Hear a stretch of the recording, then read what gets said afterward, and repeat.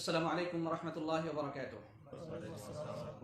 الحمد لله رب العالمين، وصلى الله على سيدنا محمد وعلى آله وصحبه أجمعين، أما بعد. فعن أبي هريرة رضي الله تعالى عنه أنه قال: قال رسول الله صلى الله عليه وسلم: إن الله طيب لا يقبل إلا طيبا،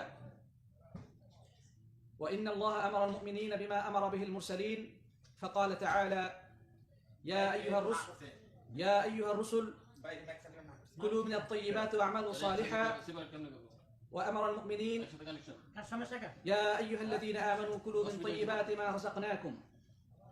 ثم ذكر الرجل يطيل السفر أشعث أغبر يمد يديه إلى السماء فيقول: يا ربي يا ربي، وأن ملبسه حرام ومطعمه حرام ومشربه حرام وغذي بالحرام فأنى يستجاب له. رواه মুসলিম। আলহামদুলিল্লাহ, যাবতীয় প্রশংসা ও গুণগান, হামদ এবং স্তুতি সেই মহিয়ান গরিয়ান সর্বশক্তিমান রাজাধিরাজ আল্লাহ রাব্বুল আলামিনের দরবারে পেশ করছি, যিনি আজকে আমাদেরকে এই প্রবাসের মাটিতে আপনাদের এই ক্যাম্পের মসজিদে সালাতুল ইশা আদায় করার পরে কিছু দ্বীনের কথা আলোচনা করার সুযোগ করে দিয়েছেন এবং এই ধরনের দ্বীনি মজলিসে বসার তৌফিক দান করেছেন। এই জন্য আমরা সকলেই সে বাড়ি পাকের দরবারে শুকরিয়া জ্ঞাপন করি, সকলেই পড়ি আলহামদুলিল্লাহ। অতঃপর সালাতু সালাম বর্ষিত হোক প্রিয় নবী মুহাম্মদ রাসূলুল্লাহ সাল্লাল্লাহু আলাইহি ওয়াসাল্লামের প্রতি। আমরা প্রত্যেকেই সেই মহান নবীর প্রতি দুরূদ এবং সালাম পেশ করি, পড়ি সাল্লাল্লাহু আলাইহি ওয়াসাল্লাম। মুহতারাম মুআজ্জাজ প্রাণপ্রিয় উপস্থিতি, সম্মানিত সাথী ভাই এবং বন্ধুগণ, আজকে দার্সে হাদিসের ধারাবাহিকতায় অত্যন্ত মূল্যবান একটি হাদিস পেশ করেছি। ইনশাআল্লাহ তাআলা এই হাদিসের উপরে যথাসম্ভব কিছু আলোকপাত করার চেষ্টা করব, আল্লাহ যদি তৌফিক দান করেন। ওমা তৌফিকি ইল্লা বিল্লাহ। প্রিয় সাথী বন্ধুগণ, এই হাদিসটি মূলত হালাল উপার্জন এবং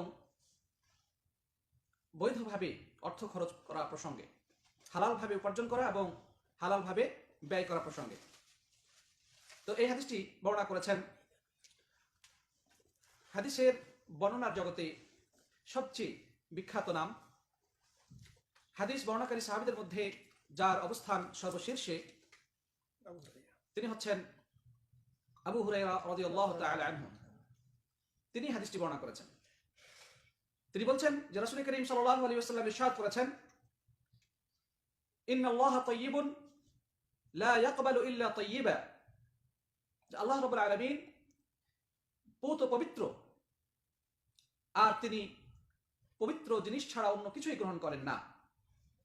আল্লাহ সুবহানাহু ওয়া তাআলা তিনি নিজে পূত পবিত্র, আর তিনি বান্দাদের কাছ থেকে পূত পবিত্র জিনিস ছাড়া অন্য কিছু গ্রহণ করেন না। তারপরে নবী সাল্লাল্লাহু আলাইহি ওয়াসাল্লাম আরো বললেন যে ইন্নাল্লাহা আমারাল মুমিনিনা বিমা আমারা বিহিল মুরসালিন, যে আল্লাহ সুবহানাহু ওয়া তাআলা নবী রাসূলদেরকে যে আদেশ করেছেন, একই আদেশ করেছেন ঈমানদারদের জন্য। নবী রাসূলদেরকে যে আদেশ করেছেন অনুরূপ একই আদেশ করেছেন মুমিনদের জন্য, ঈমানদারদের জন্য। ফাকালা তাআলা: ইয়া আইয়ুহার রাসূল কুলু মিনাত তাইয়্যিবাতি ওয়া'মালু সালিহা, যে হে রাসূলগণ, তোমরা পূত পবিত্র খাদ্য গ্রহণ করো, তোমরা পবিত্র খাবার গ্রহণ করো এবং তোমরা সৎ কাজ করো, ভালো কাজ করো।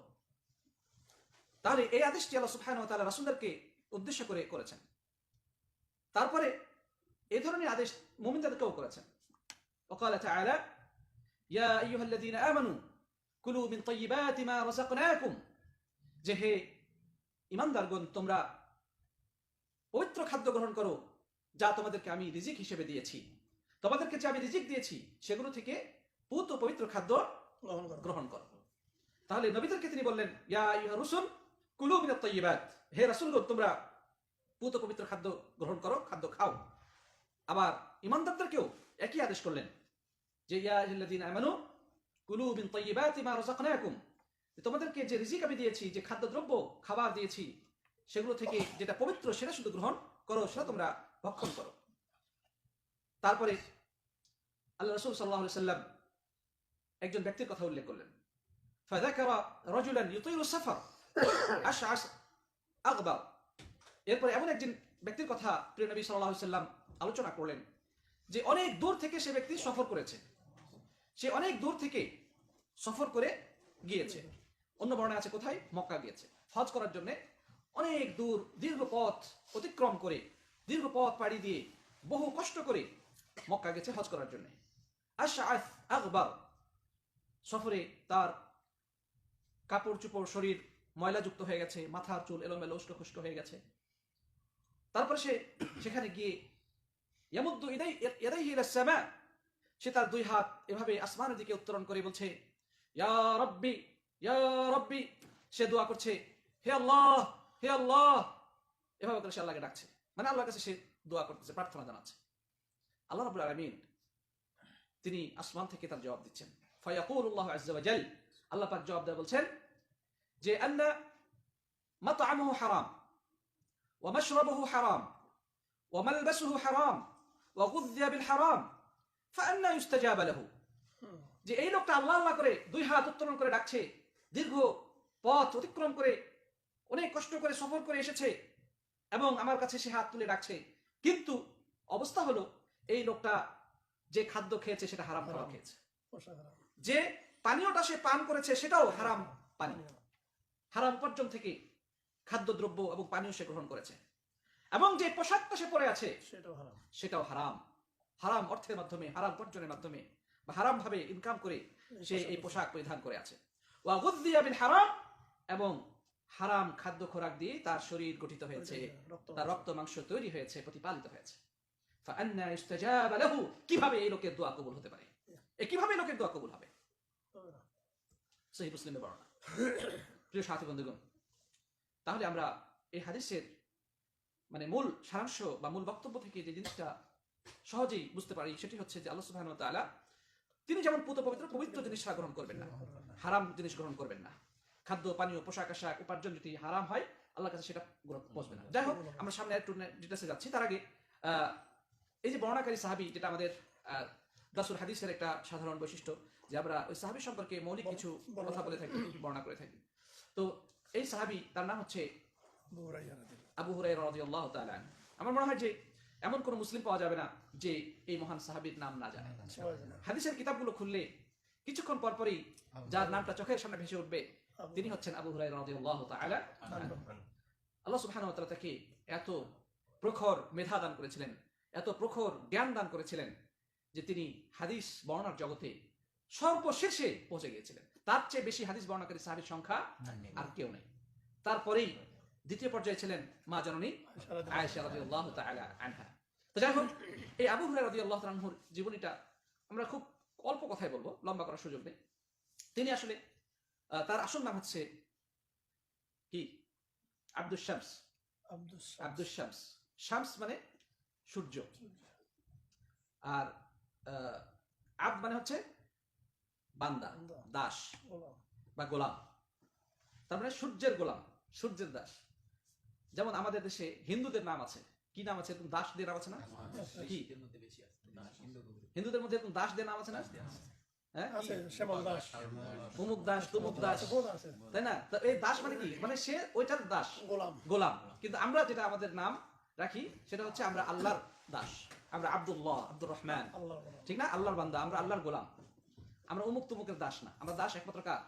আল্লাহ রাব্বুল আলামিনের দাস। যাই হোক, এই আব্দুস শামস তিনি যখন ইসলাম গ্রহণ করলেন, ইসলাম গ্রহণ করার পরে এই শিরকি নাম পরিবর্তন করে দিলেন এবং আল্লাহর কাছে সবচেয়ে প্রিয় নামে নিজেকে নামকরণ করলেন। আল্লাহর কাছে সবচেয়ে পছন্দের নাম কোনটি? আব্দুর রহমান। তিনি নিজের নাম রাখলেন আব্দুর রহমান। যাই হোক, কথিত আছে, বর্ণিত আছে হাদিসে যে তিনি বিড়ালকে অত্যধিক আদর করতেন। আল্লাহ নবী এই কারণে তাকে আবু হুরায়রা বলে ডাকতেন। এই বিড়ালওয়ালা, এদিকে আসেন। বিড়ালের বাবা। আবু মানে বাবা আছে বা ওয়ালা, কোনো কিছু যদি কেউ কোনো কিছু ওয়ালা হয়, মানে যার ওটা সবসময় যার সাথে বিড়াল চলাফেরা করে, বিড়ালকে পালন করে, বিড়ালকে ভালোবাসে, বিড়ালকে খাবার দেয়, আছে না কিছু মানুষ সমাজের মধ্যে? হ্যাঁ, বিড়াল প্রেমী। যাই হোক, বলা হয় তাকে যে তিনি এই বিড়ালকে খুব বেশি ভালোবাসতেন, আদর করতেন, যার কারণে আল্লাহ নবী সাল্লাল্লাহু আলাইহি ওয়াসাল্লাম তাকে একবার ডাকলেন এই বিড়ালওয়ালা বা বিড়ালের বাবা, আবু হুরায়রা।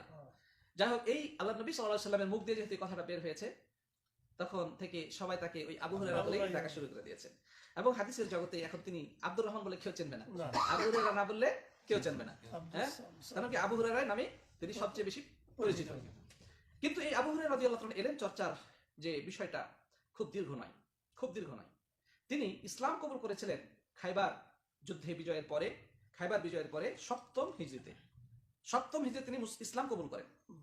আর আল্লাহ নবী সাল্লাল্লাহু আলাইহি ওয়াসাল্লাম ইন্তেকাল করেন কত হিজরিতে? 11 হিজরিতে।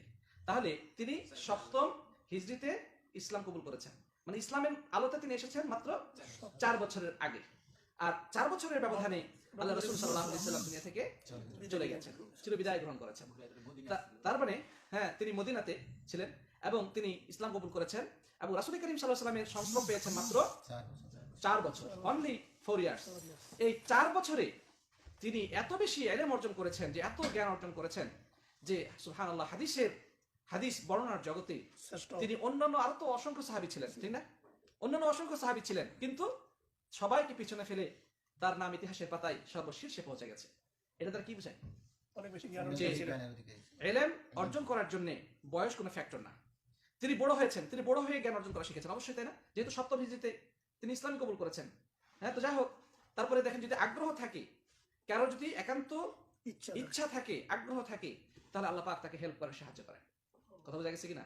এবং এটা বর্ণিত আছে যে তিনি আল্লাহ রাসূল সাল্লাল্লাহু আলাইহি সাল্লামের হাদিস শোনার জন্য, প্রিয় নবী সাল্লাল্লাহু আলাইহি সাল্লামের হাদিস শোনার জন্য তিনি কোনো সময় মানে না খেয়েও পড়ে থেকেছেন মসজিদে নববীতে।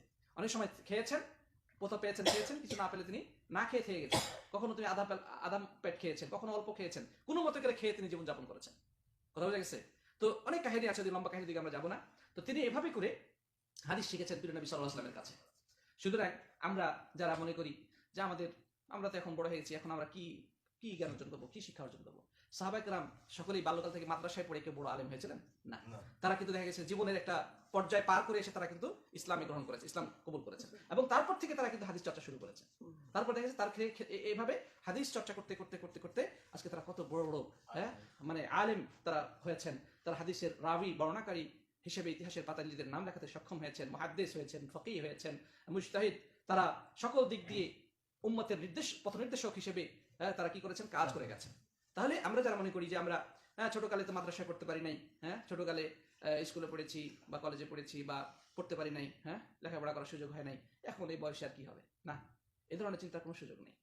আপনি জীবনের যে কোনো প্রান্ত থেকে শুরু করতে পারেন, যে কোনো পয়েন্ট থেকে, যে কোনো অবস্থান থেকে আপনি শুরু করতে পারেন। যদি ইচ্ছা থাকে, উপায় হবে, আল্লাহ পাক তাকে সাহায্য করবেন। কথা বোঝা গেছে কিনা? একটা গল্প বলা হয়ে থাকে, মানে শিক্ষণীয় একটা ঘটনা, বাস্তব ঘটনা, রিয়েল স্টোরি। যখন সৌদি আরবের সাবেক গ্র্যান্ড মুফতি আল্লামা আব্দুল্লাহ বিন বাজ রাহিমাহুল্লাহ তাআলা, তিনি মদিনা ইসলামী বিশ্ববিদ্যালয়ের ভাইস চ্যান্সেলর ছিলেন, তখন সুদান থেকে একজন বয়স্ক মানুষ এসেছেন মদিনা বিশ্ববিদ্যালয়ে পড়ার উদ্দেশ্যে। তিনি মদিনা বিশ্ববিদ্যালয়ে পড়ার জন্য সেখানে তিনি গিয়েছেন। তারপরে ওখানকার যে অ্যাডমিশন বিভাগে তিনি গেছেন, যে বলছেন যে আমি এখানে পড়তে চাই। তো অ্যাডমিশন বিভাগ বলছে যে আপনি বয়স্ক মানুষ, এখানে আসেন, এত বড় মানুষকে তো আমরা ভর্তি নেই না। আমাদের নিয়ম হচ্ছে যে একজন ছাত্র সর্বোচ্চ তার বয়স 24 হতে হবে, এর উপরে গেলে আমরা কোনো ছাত্রকে ভর্তি নিতে পারি না, বা এটা আমাদের বিশ্ববিদ্যালয়ের নিয়মের মধ্যে নাই। সুতরাং দুঃখিত, আমরা আপনাকে ভর্তি করতে পারবো না। উনি বলছে যে আমি অনেক দূর থেকে, সুদান থেকে এসেছি এই বিশ্ববিদ্যালয়ে পড়ার জন্য, আর আপনারা আমাকে ভর্তি নেবেন না, এটা আমি মানবো না, আমাকে পড়তে দিতে হবে। উনি বলছেন না, আমাদের যেহেতু আইন কানুন আপনাকে ভর্তির অনুমতি দেয় না, সুতরাং আমরা দুঃখিত। উনি বলছে ঠিক আছে, তাহলে আমি এই বিশ্ববিদ্যালয়ের যিনি পরিচালক, ভাইস চ্যান্সেলর, তার সাথে আমি দেখা করবো, তার সাথে আমি কথা বলবো। যাই হোক, বিন বাজ রাহিমাহুল্লাহ তিনি মদিনা ইসলামী বিশ্ববিদ্যালয়ে মসজিদে নামাজ পড়িয়ে বের হচ্ছিলেন, তার সাথে তিনি দেখা করলেন। দেখা করার পরে বললেন যে আমি সুদান থেকে এসেছি, আমার খুব আগ্রহ, আমি এলেম অর্জন করার জন্য আমি রাসূলের শহরে থেকে, আল্লাহ নবীর শহরে মদিনায় থেকে আমি দ্বীনের এলেম অর্জন করতে চাই, অতএব আপনি আমাকে এখানে ভর্তি করার সুযোগ করে দেন। আমি এডমিশন বিভাগে গিয়েছিলাম, তিনারা বলেছেন যে আমাকে ভর্তি নেবে না, আপনি হচ্ছেন একটা পরিচালক, ভাইস চ্যান্সেলর, আপনার কাছে আমি অনুরোধ করতেছি আপনি আমাকে ভর্তির অনুমতি দেন।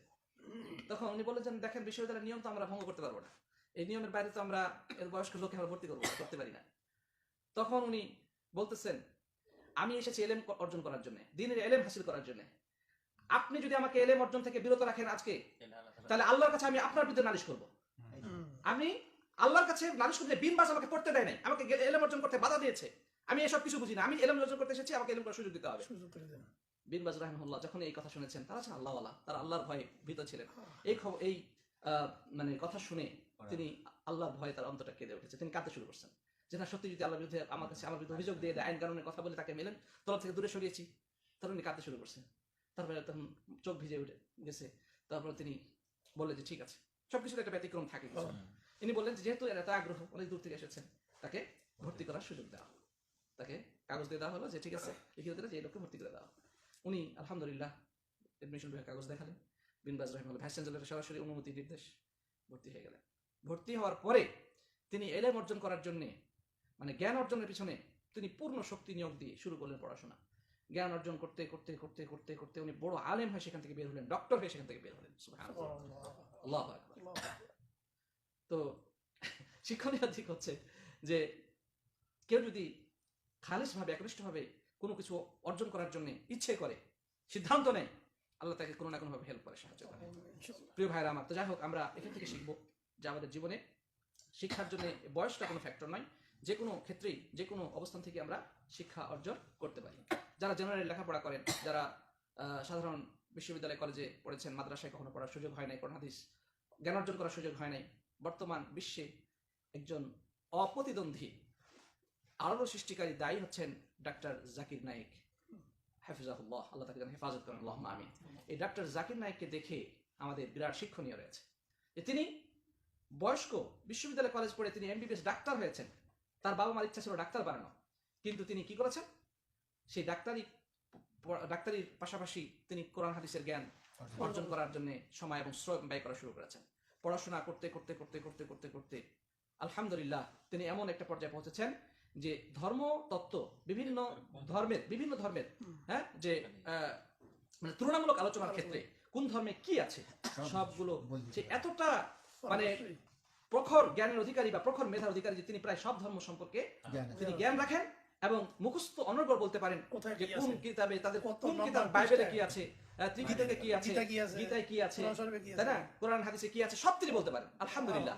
বর্তমানে বাঘা বাঘা বড় বড় অন্য ধর্মের যারা ধর্ম প্রচারক, তাদেরকে ওপেন ডিবেটের মাধ্যমে, ওপেন বিতর্কের মাধ্যমে তাদেরকে একেবারে তাদের মুখ বন্ধ করে দিয়েছেন এবং ইসলামের সৌন্দর্য এবং শ্রেষ্ঠত্বকে তিনি অন্য সকল ধর্মের উপরে প্রতিষ্ঠা করতে সক্ষম হয়েছেন। নাস্তিকদের দাঁত ভাঙার জবাব দিয়েছেন, কাফের মুশরিক বেঈমানদের তাদের নানা ধরনের কটূক্তি, ইসলামের বিপক্ষে তাদের যে সমস্ত বিভিন্ন প্রশ্ন, হ্যাঁ, সেগুলো তিনি অত্যন্ত যৌক্তিকভাবে এবং বিজ্ঞান ভিত্তিক এবং কোরআন হাদিসের রেফারেন্স সহকারে, কোরআন হাদিসের আলোকে তিনি জবাব দিয়ে আজকে বিশ্বকে আলোড়িত করে দিয়েছেন। হ্যাঁ, বর্তমান বিশ্বের অনেক টিভি চ্যানেলে তার অনুষ্ঠান প্রচারিত হয়। তিনি একজন ম্যারাথন বক্তা হিসেবে বিশ্বে কি করেছেন, আলোড়ন সৃষ্টি করেছেন।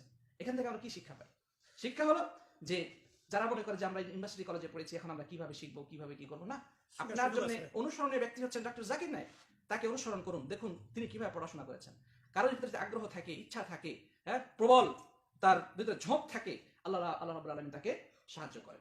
কথা বুঝা গেছে? সুতরাং আমরা যে অবস্থায় আছি, যেই বয়সে আমরা পৌঁছে থাকি না কেন, যেই চাকরি করি না কেন, যেই পেশাতে আমরা নিয়োজিত থাকি না কেন, আমরা চেষ্টা করব জ্ঞান অর্জন করার। কথা বোঝা গেছে কিনা? তাহলে ইনশাআল্লাহ আল্লাহ পাক আমাদেরকে সাহায্য করবেন। তো যাই হোক, কথা লম্বা হয়ে যাচ্ছে, আমরা আজকে বেশি একটা কথা বলতে পারবো না। তো যাই হোক, সংক্ষেপে এতটুকুই বলবো যে আবু হুরায়রা রাদিয়াল্লাহু তাআলা আনহু তিনি আমাদের জন্য শিক্ষার বিরাট বড় প্রেরণা, যে তিনি মাত্র 4 বছর প্রিয় নবী সাল্লাল্লাহু আলাইহি ওয়াসাল্লামের সংস্পর্শে থেকে হাদিস বর্ণনার জগতে তিনি সর্বশীর্ষে ইতিহাসের পাতায় নিজেকে উত্তরণ করতে সক্ষম হয়েছেন আল্লাহর সাহায্যে। হ্যাঁ, আল্লাহ যেন সমগ্র মুসলিম উম্মার তরফ থেকে তাকে জাযায়ে খায়র দান করেন, আল্লাহুম্মা আমিন। রাদিয়াল্লাহু আনহু, আল্লাহ রাব্বুল আলামিন তার প্রতি যেন সন্তুষ্ট হন এবং জান্নাতে তার সাথে যেন আমাদের সাক্ষাৎ ঘটার সুযোগ হয়, আল্লাহ পাক যেন সেজন্য কবুল করেন, আল্লাহুম্মা আমিন। তো যাই হোক, সাথী বন্ধুগণ, যে আবু হুরায়রা রাদিয়াল্লাহু তাআলা আনহু তিনি মদিনাতে ইন্তেকাল করেছেন, সম্ভবত 57 হিজরিতে তিনি ইন্তেকাল করেন এবং মদিনার বাকিতেই তার কবর রয়েছে। তো এই হচ্ছে সংক্ষেপে আবু হুরায়রা রাদিয়াল্লাহু তাআলা সম্পর্কে কথা। এরপরে শুধু আমরা প্রথম বাক্যটির নিয়ে একটু কথা বলবো, প্রথম বাক্য নিয়ে কথা বলবো। আল্লাহ সুবহানাহু ওয়া তাআলা আমাদের জন্য, আল্লাহ সুবহানাহু ওয়া তাআলা তিনি হচ্ছেন পূত পবিত্র। ইন্নাল্লাহা তাইয়্যিবুন লা ইয়াকবালু ইল্লা তাইয়্যিবা। আল্লাহ রাব্বুল আলামিন পবিত্র। পবিত্র মানে এটা কি বোঝায়? আল্লাহ সুবহানাহু ওয়া তাআলা পবিত্র বলতে কি বোঝায়? আল্লাহ রাব্বুল আলামিন পূত পবিত্র বলতে বোঝায় তিনি সব ধরনের ত্রুটি বিচ্যুতির ঊর্ধ্বে, তিনি সবকিছু থেকে মুখাপেক্ষীহীন, তিনি সব ধরনের দুর্বলতা থেকে মুক্ত, তার মধ্যে কোনো ভুল নাই, তার মধ্যে কোনো ঘাটতি নাই, কমতি নাই, তার মধ্যে কোনো ত্রুটি বিচ্যুতি নাই, হ্যাঁ, এবং কোন ধরনের দুর্বলতা নাই। তিনি সকল ত্রুটি বিচ্যুতির ঊর্ধ্বে, পূত পবিত্র, দোষ ত্রুটির ঊর্ধ্বে। কথা বোঝা গেছে কিনা? তো যাই হোক, দেখেন আমরা মানুষেরা খাদ্য না খেলে বাঁচি না। তাহলে এটা আমাদের একটা দুর্বল পয়েন্ট। কারণ আমরা যদি খাইতে না পাই আমরা দুর্বল হয়ে পড়ি। তার মানে আমরা খাওয়ার প্রতি মুখাপেক্ষী। তৃষ্ণা লাগলে, পিপাসা লাগলে আমরা পানি পান করার জন্য অস্থির হয়ে যাই। পানি না পান করলে আমাদের জীবন ত্রাহি ত্রাহি হয়ে যায়। আমাদের ঘুমের দরকার আছে না নাই? আল্লাহ সুবহানাহু ওয়া তাআলা কি ঘুমের দরকার আছে? নাই। আল্লাহ রাব্বুল আলামিন কি কোনো খাদ্যের প্রয়োজন আছে? পানির প্রয়োজন আছে? নাই। হ্যাঁ, সূরা ইখলাসের মধ্যে আল্লাহ পাক বলছেন কুল হুয়াল্লাহু আহাদ আল্লাহুস সামাদ। আল্লাহ হচ্ছেন স্বয়ং সম্পূর্ণ, মুখাপেক্ষীহীন। বা অন্য একটা বর্ণনা আছে তার যার কোনো পেট নাই। কথা বোঝা গেছে? আল্লাযী লা জাওফা লাহু, যার পেট নাই। সামাদ শব্দের অর্থ হচ্ছে যার মধ্যে পেট আছে তার খাবারের প্রয়োজন আছে, তার পানির দরকার আছে। আল্লাহ সুবহানাহু ওয়া তাআলা খাবারের কোনো প্রয়োজন নেই, পানিরও কোনো দরকার নেই। কথা বোঝা গেছে কিনা? তারপরে আল্লাহ রাব্বুল আলামিন কোনো ঘুমের দরকার নেই, তাকে ঘুম বা তন্দ্রা স্পর্শ করে না। আমরা আয়াতুল কুরসির মধ্যে কি পড়ে থাকি? লা তাখুযুহু সিনাতুন ওয়ালা নাওম। আল্লাহ সুবহানাহু ওয়া তাআলাকে তন্দ্রা বা ঘুম স্পর্শ করে না। ঘুমের আগে আসে তন্দ্রা, ঢুলন যাকে আমরা বলি। হ্যাঁ, মানে গভীর ঘুমে যাওয়ার আগে হালকা যে ঘুমটা, এটাকে কি বলা হয়? তন্দ্রা। তাহলে আল্লাহ সুবহানাহু ওয়া তাআলা ঘুম তো দূরে থাক, ঘুমের আগের যে হালকা তন্দ্রা ভাব, হ্যাঁ, সেটাও কিন্তু আল্লাহ সুবহানাহু ওয়া তাআলাকে স্পর্শ করে না। তিনি হচ্ছেন সবকিছুর লালনকর্তা, পালনকর্তা, জীবনদাতা, মৃত্যুদাতা, পরিচালক, নিয়ন্ত্রক। তিনি যদি ঘুমায় থাকেন তাহলে তার অধীনস্থ সৃষ্টি জগতের কি হবে? সুতরাং যিনি স্রষ্টা, যিনি মাবুদ, যিনি উপাস্য, তাকে অবশ্যই মানবিক দুর্বলতা বা সৃষ্টি জগতের যে দুর্বলতা, সে সমস্ত দুর্বলতা থেকে তাকে কি হতে হবে? ঊর্ধ্ব হতে হবে। আমরা বিয়ে শাদী করি, আমাদের সন্তান সন্ততি হয়, আমরাও কারো সন্তান, আমাদের বাবা মা আছে না নাই? পৃথিবীতে আমরা যারা দুনিয়াতে স্বাভাবিক নিয়মে যারা আসি, আমাদের পিতামাতা আছে, আমরাও বিয়ে শাদী করি, আমাদের মাধ্যমে সন্তান সন্ততি হয়। এই যে মানব সৃষ্টির যে ধারা পরম্পরা, এটা মানুষের মধ্যে বা এই সৃষ্টি জগতের মধ্যে আছে, পশু পাখিদের মধ্যেও আছে। কিন্তু আল্লাহ সুবহানাহু ওয়া তাআলা তিনি এই বিষয় থেকে তিনি ঊর্ধ্বে। লাম ইয়ালিদ ওয়া লাম ইউলাদ। আল্লাহ পাক সূরা ইখলাসের মধ্যে বলছেন যে তাই তিনি কাউকে জন্ম দেন নাই, তিনি কারো মাধ্যমে জন্মগ্রহণ করেনই নাই। মানে তিনি কারো পিতাও নন, কারো সন্তান নন। কথা বোঝা গেছে কিনা? আমরা যেভাবে বাবা মা ছাড়া দুনিয়ার বুকে আসতে পারি নাই, অন্য কোনো সন্তান বাবার মাধ্যমে ছাড়া আসতে পারে না। তাহলে আমরা প্রত্যেকে মুখাপেক্ষী, বাবার মুখাপেক্ষী, মার মুখাপেক্ষী। হ্যাঁ, তো যিনি মাবুদ হবেন, যিনি সৃষ্টিকর্তা, যিনি সবকিছুর পরিচালক, তিনি আবার অন্যের কিভাবে সন্তান হতে পারে? অন্য সন্তান কিভাবে হতে পারে? কতই না নির্বোধ ওই সমস্ত ব্যক্তি যারা মনে করে তাদের উপাস্য বা তাদের গড, তাদের প্রভু জন্মগ্রহণ করেছে, সে অন্যের একজন সন্তান। তারা কারা? খ্রিস্টান সম্প্রদায়। খ্রিস্টানরা বলে যে তাদের গড ঈসা আলাইহিস সালাম, তারা যাকে বলে যিশু খ্রিস্ট বলে। হ্যাঁ, সে কি তার মা মারিয়াম আলাইহিস সালামের গর্ভে এসেছিলেন। তারা বলে মেরি। হ্যাঁ, তারা বলে যিশু খ্রিস্ট তার মা মেরির গর্ভে এই দুনিয়ার বুকে এসেছেন। তাহলে তাদের গড কিভাবে একটা নাপাক স্থান দিয়ে, হ্যাঁ, একটা মায়ের গর্ভে থেকে এসে নাপাক স্থান থেকে দুনিয়ার বুকে আসে? সে শিশু, সে বাচ্চা, ঠিক না বেঠিক? বড়, সে খাদ্যের তার মায়ের প্রয়োজন, সে দুধ খেয়ে বড় হয়েছে। কথা বোঝা গেছে কিনা? এ কিভাবে তার রব হতে পারে? কিভাবে উপাস্য হতে পারে? কিভাবে গড হতে পারে? এটা তাদের একটা নির্বুদ্ধিতার স্পষ্ট প্রমাণ। এর থেকে নির্বুদ্ধ কিছু হতে পারে না। আরে যিনি উপাস্য হবে, যিনি সবকিছুর স্রষ্টা, সবকিছুর লালনকারী পালনকারী, তিনি আবার ঘুমাবেন কেন? তিনি অন্যের গর্ভে আসবেন কেন? কিভাবে উনি বাচ্চা থাকবেন কিভাবে? তিনি এই জিনিসগুলো তার মধ্যে কিভাবে থাকা সম্ভব? বুঝা গেছে কিনা? তার মানে আল্লাহ সুবহানাহু ওয়া তাআলা তিনি হচ্ছেন আমাদের মাবুদ, উপাস্য, তিনি এই সমস্ত দুর্বল থেকে মুক্ত। আল্লাহ সুবহানাহু ওয়া তাআলা বলছেন ওয়াকালু ইত্তাখাযার রাহমানু ওয়ালাদা। তারা বলে যে আল্লাহ তাআলার সন্তান আছে। নাউযুবিল্লাহ। ঈসা আলাইহিস সালামকে তারা আল্লাহর সন্তান মনে করে, কিন্তু প্রকৃতপক্ষে আল্লাহ রাব্বুল আলামিনের কোনো সন্তান নেই। আলহামদুলিল্লাহিল্লাযী লাম ইয়াত্তাখিয ওয়ালাদা। আল্লাহ রাব্বুল আলামিন প্রশংসা তো সেই সত্তার যিনি কোনো সন্তান গ্রহণ করেন নাই, তার কোনো সন্তান নাই এবং তার কোনো শরীকও নেই। তাহলে আল্লাহ রাব্বুল আলামিন এই সমস্ত দুর্বলতা থেকে ঊর্ধ্বে, দুর্বলতা থেকে মুক্ত। মানুষ রেগে যায়, রেগে যেয়ে কারো প্রতি জুলুম করে বসে। আল্লাহ রাব্বুল আলামিন তিনিও রাগ করেন, কিন্তু রাগ এটা আমাদের দুর্বল পয়েন্ট। মানবিক দুর্বলতার পয়েন্ট হচ্ছে রাগ, কিন্তু আল্লাহ সুবহানাহু ওয়া তাআলার জন্য এটা দুর্বলতা নয়, বরং এটা তার রাগ হওয়াটা তার ইনসাফের একটা বহিঃপ্রকাশ। কিন্তু এই রেগে গেলে তিনি কখনো বেইনসাফি কাজ করেন না, তিনি কারো প্রতি জুলুম করেন না। ইন্নাল্লাহা লা ইয়াযলিমু মিসকালা যাররা। আল্লাহ বলছেন যে কারো প্রতি তিনি অনুপরিমাণ জুলুম করেন না। তাহলে আল্লাহ রাব্বুল আলামিন জুলুম থেকে ঊর্ধ্বে। দেখেন, দয়া করা, আল্লাহ সুবহানাহু ওয়া তাআলা দয়া করেন। দয়া করতে যে, হ্যাঁ, বা কারো প্রতি অতিশয় দয়া পরবশ হয়ে সহানুভূতি দেখাতে গিয়ে তিনি কি করেন না? অবিচার করে বসেন না। কিন্তু আমরা মানুষরা কিন্তু এগুলো করি। অনেক সময় ছোট বাচ্চার, ছোট ছেলেটার প্রতি বেশি দয়া দেখাতে গিয়ে বা তাকে বেশি ভালোবাসা দেখাতে গিয়ে দেখা গেছে যে অন্য ছেলেদেরকে বঞ্চিত করে তার নামে জায়গা জমি রেখে দেয়। ঠিক না ঠিক? এই ছোট ছেলেটাকে বেশি ভালোবাসা দেখাতে গিয়ে অন্যদেরকে সে কি করে? জুলুম করে, অন্যদের প্রতি অবিচার করে। কিন্তু আল্লাহ সুবহানাহু ওয়া তাআলা তিনি রাগ করেন, তিনি খুশি হন, তিনি আবার কিন্তু তিনি কখনো জুলুম করেন না, কখনো তিনি ইনসাফের বাইরে যান না, সবসময় তিনি ন্যায় ইনসাফ ভিত্তিক কাজ করে থাকেন। তার মানে আমরা বলবো যে সৃষ্টি জগতের যত ধরনের দুর্বলতা রয়েছে আল্লাহ রাব্বুল আলামিন সমস্ত দুর্বলতার ঊর্ধ্বে। এজন্য বলছে ইন্নাল্লাহা তাইয়্যিবুন লা ইয়াকবালু ইল্লা তাইয়্যিবা, তিনি যেমন নিজে পুত পবিত্র, সুতরাং পবিত্র জিনিস ছাড়া তিনি অন্য কিছুই গ্রহণ করেন না। তাহলে অন্য জিনিস গ্রহণ করেন না বলতে কোনো অপবিত্র খাবার খেলে আল্লাহ পাক ওই জিনিসটা কবুল করবেন না, বা তার ইবাদত বন্দেগী বা তার দোয়া কবুল হবে না। কেউ যদি তার কথাটা যদি পবিত্র না হয় আল্লাহর কাছে সেটা গ্রহণীয় হবে না, তার কাজটা যদি পবিত্র না হয় আল্লাহর কাছে গ্রহণীয় হবে না। তার মানে তার কথা, কাজ, তার অর্থ সম্পদ, তার খরচপাতি, এগুলো সবকিছু থেকে মানে সবকিছু পবিত্র হতে হবে। পবিত্র না হলে আল্লাহর কাছে সেটা গ্রহণীয় হবে না। তো এই বিষয়টা ইনশাআল্লাহ নেক্সটে আমরা আবার আলোচনা করব যে খাবার ক্ষেত্রে মানে পবিত্র হওয়ার গুরুত্ব কতটুকু, বা আল্লাহ সুবহানাহু ওয়া তাআলা কি শর্ত থাকলে শর্ত থাকলে ইবাদত কবুল করবেন, আর কি শর্ত না থাকলে ইবাদত কবুল করবেন না। ইনশাআল্লাহ আমরা নেক্সট এই বিষয়গুলো নিয়ে আলোচনার চেষ্টা করব আগামী বৃহস্পতিবার ইনশাআল্লাহ তাআলা। তো আজকে আর কথা লম্বা না করে আমরা শেষ করতে চাই। আল্লাহর কাছে দোয়া করি আল্লাহ সুবহানাহু ওয়া তাআলা যেন আমাদেরকে পুত, পবিত্র, হালাল এবং বৈধ জিনিস খাদ্য হিসেবে এবং পানি হিসেবে গ্রহণ করার তৌফিক দান করেন। আমাদের কথাবার্তা, আমাদের সমস্ত আমলকে তিনি যেন পুত পবিত্র হিসেবে কবুল করে নেন, এবং আমরা আল্লাহর কাছে পছন্দনীয়, তার প্রিয় ভাজন মানুষে পরিণত হতে পারি, প্রিয় ভাজন বান্দায় পরিণত হতে পারি। আল্লাহ যেন আমাদের সবাইকে সে তৌফিক দান করেন, আল্লাহুম্মা আমিন। এই কথা বলেই আজকে আলোচনা এখানে সমাপ্ত করছি। হাজা সাল্লাল্লাহু আলা নবিয়িনা মুহাম্মদ ওয়া আলা আলিহি ওয়া সাহবিহি আজমাইন। আসসালামু আলাইকুম ওয়া রাহমাতুল্লাহি ওয়া বারাকাতুহু।